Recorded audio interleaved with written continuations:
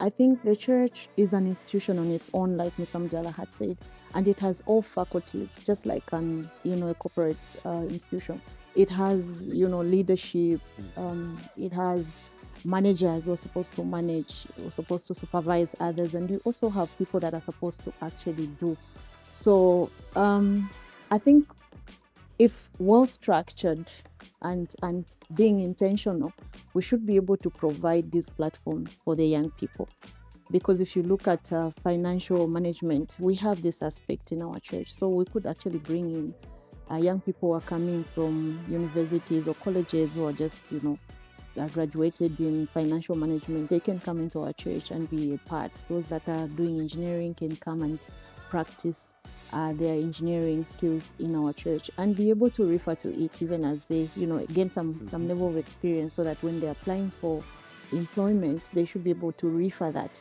It's traceable. And what is interesting also is that the corporate world also acknowledges the importance of a church.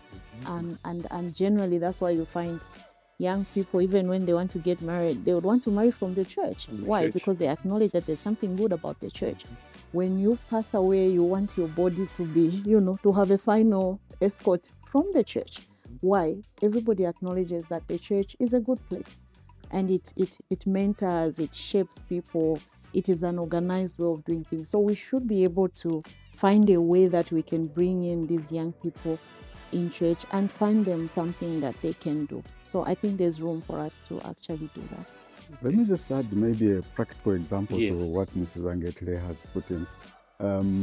If you look at specifically the role of the steward is almost like the beginning level in the church in terms of getting to have responsibilities in the church. Now, what does a steward do typically? They are the ones responsible for receiving congregants as they walk into the church for the service, and they direct them where to sit. Thereafter, their other role is to make sure that everybody is seated in and seated comfortably. If there are any that need to be moved, again, they move them. That you could say KYC, know your customer. And then from there, the stewards are responsible for counting of the offering and the tithes. Right? When every one of us, after prayers, we are done, the service is over, we're gone. They remain behind counting the tithes and offerings. Now that brings in the aspect of financial management. So as they do that, what else are they involved in? Right? They make sure that they record in the member's card what the member has put in as offering. As they do that, issues of integrity come in, because I know what I have put in, and if next Sunday I pick my card, I find a different number entered on my card, then there are issues. So integrity does come in. They also have to record in what you might call a master control sheet.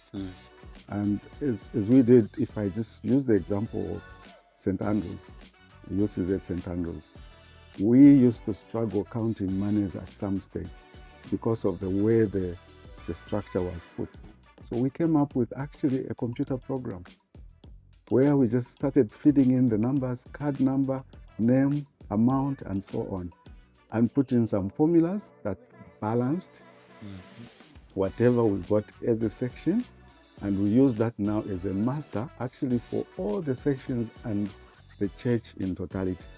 So at the end of the day, you know that stewards will not knock off until they have balance. Whether there's overage or there's a shortage, they have to find it and account for it.